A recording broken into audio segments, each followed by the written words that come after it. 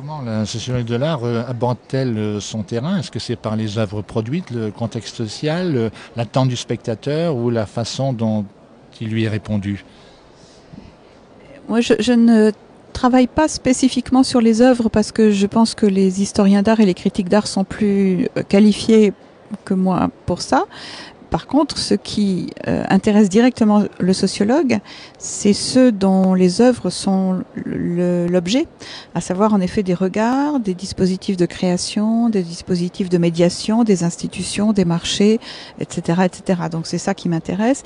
Et ce que j'ai essayé d'observer, notamment dans mon travail sur l'art contemporain, c'est le jeu, l'interaction entre ces différentes instances que sont les œuvres proposées au regard, les réactions des publics et puis le rôle d'intermédiaire qu'ont les spécialistes d'art, les institutions et qui font tourner ce jeu d'une façon tout à fait particulière en matière d'art contemporain.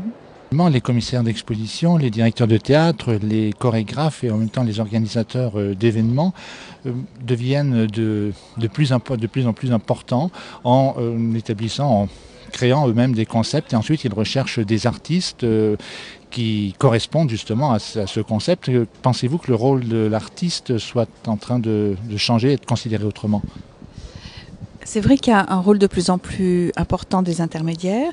Je crois que la situation est un peu différente entre le spectacle vivant et les arts plastiques, puisque en matière de spectacle vivant, les organisateurs d'événements ou les programmateurs sont souvent eux-mêmes des gens de théâtre ou de danse. Donc c'est souvent eux-mêmes déjà des artistes. Alors que les commissaires d'exposition, normalement, sont plutôt des critiques d'art ou des conservateurs de musées. C'est vrai qu'on a vu depuis au moins 20 ans émerger en matière d'art plastique le rôle du commissaire d'exposition, notamment en art contemporain, d'une façon telle qu'il tend à être quasiment un auteur. Hein. Il devient de plus en plus net que l'auteur d'exposition, le commissaire d'exposition est quasiment un auteur, et l'exposition peut à la limite être considérée comme une œuvre de l'esprit, dont l'auteur est le commissaire. Et donc il y a une sorte de glissement, alors que certains regrettent, ou dans lesquels d'autres trouvent au contraire une forme de renouvellement et d'élargissement. Mais là, on voit bien en effet ce primat des intermédiaires qui quelquefois finissent par, non pas occulter, mais prendre une place majeure par rapport au travail de l'artiste. Mais je crois que ce rôle important des intermédiaires vient aussi de l'évolution de l'art, et là je parle plutôt pour les arts plastiques, et du fait que dès lors qu'on a affaire à des formes d'art qui sont assez difficiles à appréhender par le grand public, en tout cas par un grand public qui n'est pas spécialisé en art contemporain, on a d'autant plus besoin des intermédiaires. Et je crois que ce rôle premier des intermédiaires culturels est une conséquence immédiate d'une évolution de la production artistique qui est de plus en plus spécialisée, de plus en plus tournée sur elle-même et sur l'histoire de l'art lui-même, et donc de moins en moins accessible à un large public. En parlant justement de plusieurs disciplines, et la création actuelle est actuellement un mélange de ces disciplines. Est-ce que c'est la preuve d'une production interdisciplinaire ou l'affirmation d'un art dominant qui absorberait ou qui engloberait les autres? Là, je crois qu'on a surtout affaire à la logique propre de l'art contemporain, qui est une logique de transgression des frontières, toutes sortes de frontières, et notamment les frontières entre disciplines. Je crois que là, on a vraiment la déclinaison tout à fait normale de cette tendance à faire de l'art un lieu d'expérimentation de tout ce qui n'a pas été fait jusqu'alors. Et dans cette expérimentation, il y a aussi le fait d'intégrer dans l'art des médias qui ne sont pas les médias artistiques traditionnels, donc qui ne sont pas la peinture sur toile et la sculpture sur socle, donc d'intégrer la vidéo, les performances, les installations, éventuellement quelque chose qui ressemble parfois à du théâtre vivant avec les performances. Hein. De même qu'on a dans le spectacle vivant une tendance à utiliser des médias qui ne sont pas traditionnellement ceux du théâtre ou de la danse, notamment la vidéo. J'étais pas sûre de savoir, parce que c'est très difficile en fait de traiter à la fois des arts plastiques et du spectacle vivant, parce que ce sont des logiques assez différentes, mais en effet, il y a en commun cette réutilisation d'œuvres déjà produites. Je crois que c'est plutôt symptomatique d'un effet d'involution, si on peut dire, de l'art sur lui-même, qui fait que, compte tenu de la haute spécialisation de l'art contemporain et également des spectacles d'avant-garde, il y a une tendance à faire en sorte que ce dont il est question dans l'art soit l'art lui-même. Bon, c'est une tendance de plus en plus marquée à faire de l'art le référent de la proposition artistique. Et du même coup, on voit en effet que l'intégration dans les œuvres d'œuvres déjà produites est une façon d'affirmer que une partie du propos des artistes consiste à s'interroger sur l'art lui-même et non plus de travailler sur l'expérience, sur le rapport au monde ordinaire, sur les émotions, etc., etc. Donc ça, je crois que c'est une des tendances normales, disons, dans une logique de repliement, si on peut dire, de l'art sur l'histoire de l'art. À Genève récemment, une réunion, une sorte d'état généraux de la culture pour dresser le bilan et voir où en étaient les politiques. Alors un des politiciens qui voulait définir cette culture expliquait que dans une société laïque, nous n'avions plus que la culture pour tisser le lien social. Comment voyez-vous la position de l'artiste dans une telle configuration? C'est-à-dire, l'artiste deviendrait-il un travailleur social chargé d'établir ce lien? Oui, je crois que c'est lui donner quand même beaucoup de place et une place pour laquelle il n'est pas forcément très compétent. Je pense que la politique est aussi une façon de faire du lien social. Il n'y a pas que l'art, le sport aussi, très évidemment. Donc il y a toutes sortes de façons. Je crois que le problème, en fait, je vais être un peu trivial, mais vient plutôt du fait que l'art attire de plus en plus de gens qui veulent devenir des artistes, parce qu'il y a un prestige attaché à l'art. Et qu'il est très difficile de faire vivre tous ces artistes parce que le marché ne suffit pas, ni le marché ni les subventions d'État ne suffisent à faire vivre tous ces gens et que du coup on est un peu obligé de leur trouver des occupations parallèles et notamment de construire des dispositifs où des collectivités locales par exemple invitent en résidence des artistes pour qu'ils puissent être présents et du même coup leur proposent des fonctions qui sont en effet quelquefois assez proche de la fonction du travailleur social, mais il faudrait là encore suivre de près les effets de ce type de dispositif pour voir si ça a réellement une conséquence, un effet sur les populations ou pas, sur la carrière de l'artiste ou pas.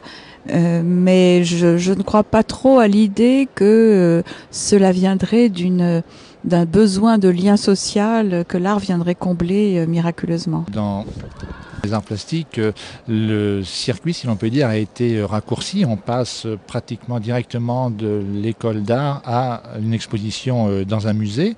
Est-ce que cela va aussi changer au niveau de la réception, de la production ?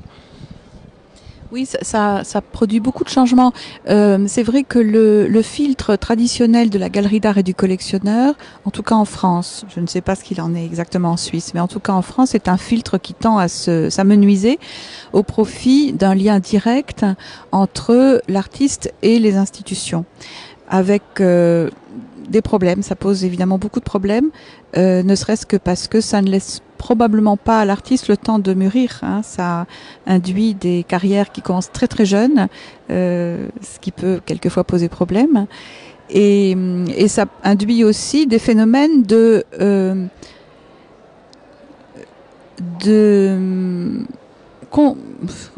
j'essaye de trouver des mots qui ne soient pas disqualifiants. Des situations où l'artiste, d'une certaine façon, anticipe la demande des institutions et produit un art conforme à la demande institutionnelle qu'il connaît, ce qui peut induire un certain conformisme. Beaucoup actuellement à Genève et cette différence que l'on veut établir, notamment en une dénomination, entre l'art institutionnel et cet art alternatif, tandis que d'autres, notamment aussi bien dans le théâtre expérimental que dans la recherche, estiment qu'il n'existe qu'une seule forme de recherche, qu'une seule forme de culture.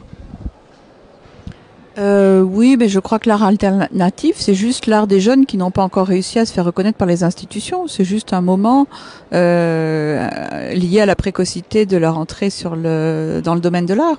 Je ne vois pas de grande différence autre que celle-ci. Notamment une renommée.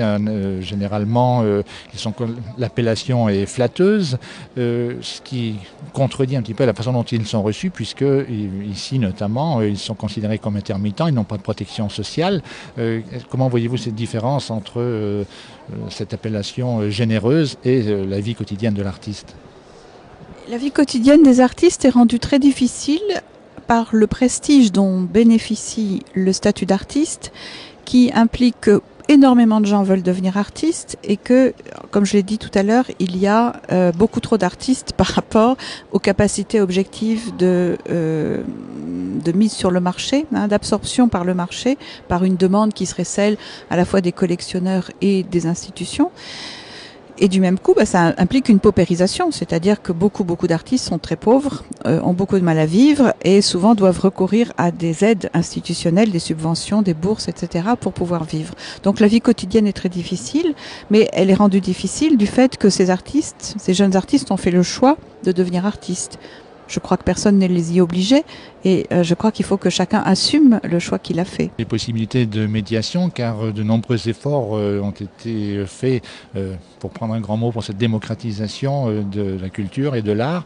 Ceux qui ont beaucoup travaillé dans ce domaine sont assez négatifs, dans le sens où ils estiment que c'est destiné à 10% de la population qui aurait fait des études supérieures et qui a un pouvoir d'achat. Est-ce que la situation est aussi noire ?